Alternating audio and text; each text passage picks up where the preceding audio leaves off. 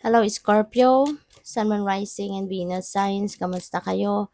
Sana po ay nasa mabuti kayong kalagayan. Welcome back po sa Star Tarot. At kung bago kayo rito, welcome din po kayo. Please subscribe, like, share my videos, and leave me a comment kung nakaresonate kayo. So, Scorpio, don't listen to others as the messages you are receiving are correct. Okay? Huwag mong pagdudahan yung naririnig mo from your intuition or kung ano yung binubulong ng soul mo. Huwag mong pagdudahan yan.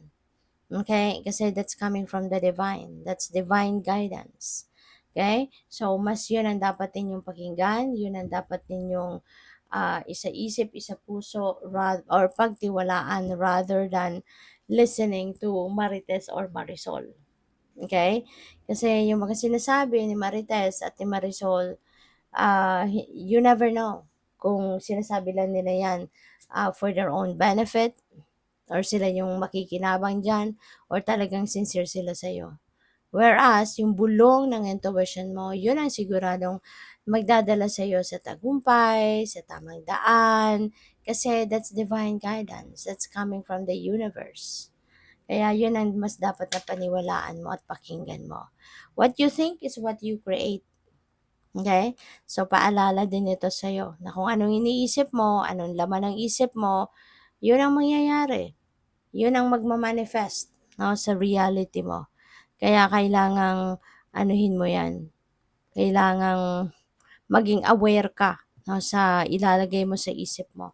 Maging aware ka sa kung ano yung laman ng thoughts mo. Because one day, that is what's going to happen in your life. One day, yun ang makikita mo sa reality mo. So we have your inner strength can and move mountains. Okay? Kaya lagi ka lang magpakatatag. Kasi kapag matibay ang loob mo, 'di ba? Malakas ang loob mo, walang makakagiba sa iyo, walang makakasira sa iyo, walang makakapagpatumba sa iyo, kumbaga. Kaya lahat naman tayo innate sa atin yung inner strength. Minsan lang ang iba sa atin, 'di ba? Hindi nila hindi nila binubuhay yung tatag ng dibdib nila kasi mas inuuna nilang pakinggan yung mga ibang tao, mga paninira ng ibang tao, yung takot, 'di ba? Yun ang mas namamayani sa puso ng iba, sa isip ng iba. Pero kung pipiliin mo na gisingin ang courage and inner strength mo, yun ang mas maganda. Kasi kahit anumang problema ang dumating sa buhay mo, walang makakapagpatumba sa'yo. 'Di ba? So, by the way, maraming salamat for subscribing. And if you haven't subscribed yet, subscribe na kayo. At doon sa mga hindi po nag-skip ng ads, maraming salamat. And for the, kung gusto po ninyo na mag-join sa membership, just click the join button po sa baba ng video. Okay? Salamat. So, trust the guidance you're receiving. Okay? Pagtiwalaan mo kung ano man ang gabay, diba, na nare-receive mo, natatanggap mo. Okay? Pagtiwalaan mo yan. Kasi that's coming from the universe. That's coming from your angels. That's coming from your spirit guides.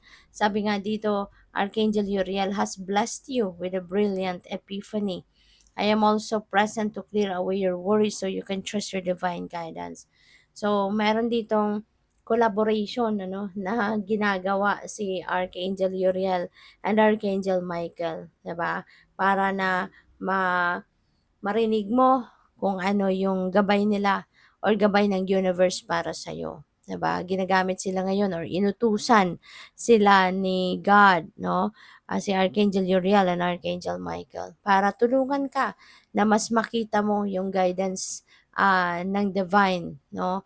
Para sa iyo sa ngayon, para mas mapansin mo or para na mas mapakinggan mo ito, ma-access mo.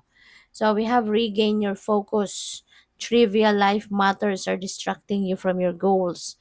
Archangel Metatron and I are here to help you stay grounded. Papa, may mga collaboration ngayon Archangel Michael nakikipagtulungan kay Archangel Uriel, and also this time now with this card, sinasabi din dito na si Archangel Metatron at si Archangel Michael naman dito yung nagtutulungan to help you na maging grounded ka. Kasi baka hindi ka ngayon makapag-focus 'no, sa maraming bagay.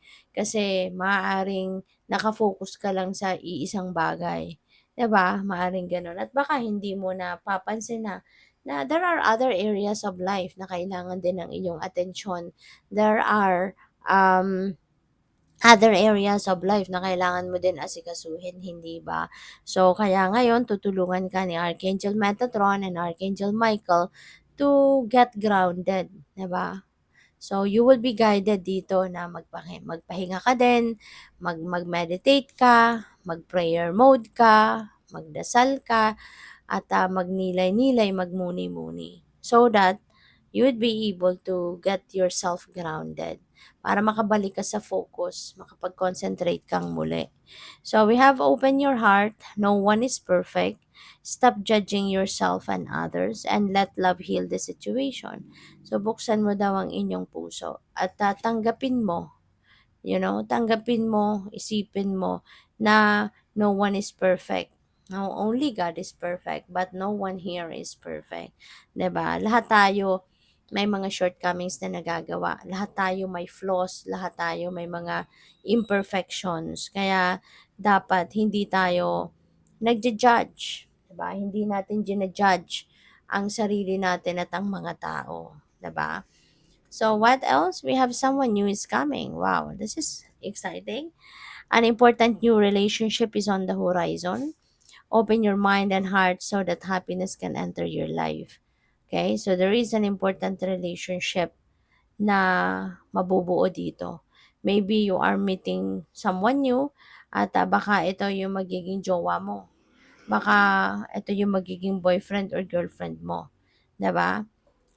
So buksan mo ang inyong puso at ang inyong sarili para sa pagdating or sa pag-welcome ng taong ito na paparating sa buhay mo. Kasi baka ito na yung soulmate mo, baka ito na yung twin flame mo, baka ito na yung eternal love mo, 'di ba? So buksan mo lang yung inyong sarili para sa pag-welcome ng kung sino man ang dadating. Kasi pupuwede rin na hindi ito magiging romantic partner ninyo. This could be someone na puwedeng magiging kaibigan mo, 'di ba? Baka yung makikilala mong ito could be, the person 'no, na magiging, best friend mo.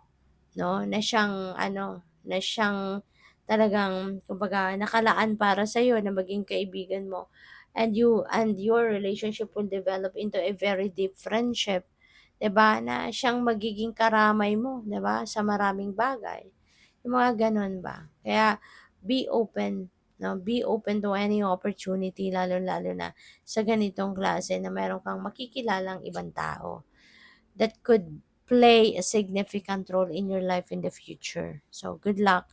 Thank you for watching. Love and light. Namaste.